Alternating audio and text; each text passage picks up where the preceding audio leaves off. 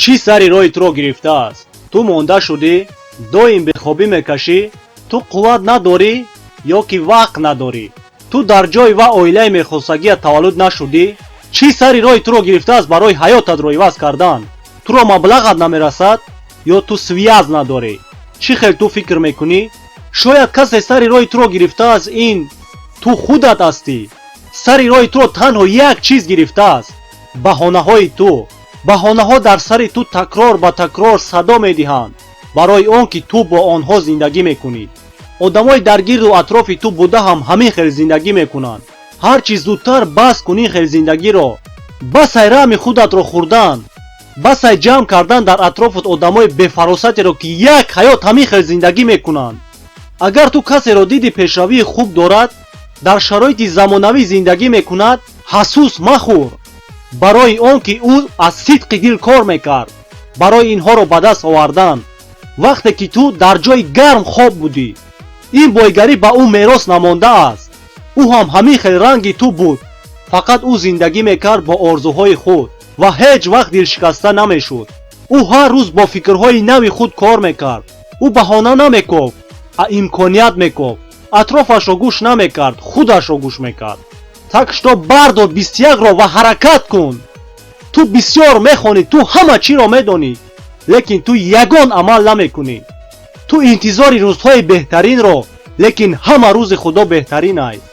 نیست روز بهترین رنگی امروز و حاضر. امروز روز بهترین است برای سر کردن. پگاه نه، روز دیگر نه، تنها امروز. در یاد گیریم سخن رو. کار امروز رو به فردا مگذار. هر روز یک قدم پیش رو با پیشواز آرزوهای خود. اگر بعد این نوار تو قدم اولین خود رو نگذاری، تو همین خیل میمانی. اگر تو چشم بینا داشته باشی، دو دست و دو پای داشته باشی، значит تو همه چی رو داری برای حرکت کردن به سوی آرزوهای خود. یگان کمبودی نیست، اطراف تو نمیتوانند سری روی تو گرفته. اگر صدقاً بخواهی تو این رو میکنی. اگر تو تسلیم شوی برای بهانه های فکر کرده، این اوج قدم اولین تو است. همه بهانه ها این سفسطه است، دروغ است که اطراف تو این رو در وجود تو جای کرده است. شخصانی که هیچ چیز رو به دست نآوردن این رو تصدیق میکنن برای تو. آنها تو رو به سوی خود میکشند. اینها ممکن باشند عائله تو، رفیقان، معلمان، همکاران تو.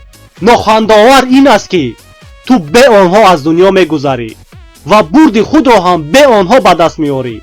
تکش تو زندگی کن همون خیلی که میخوای تو، نه آن که دیگران انتظارن از تو. بس کن دروغگویی رو. دروغگویی رو بس کرده میشود تنها با حقیقت گفتن. حقیقت این است که تو وقت داری، قوت و دانش داری، همه چیزی لازمی رو داری برای عملی کردن آرزوهای خودت. همه چیز خوب سر میشود از حسیات. بله این آسان نیست. تو در و قله های بلند نمیرسی.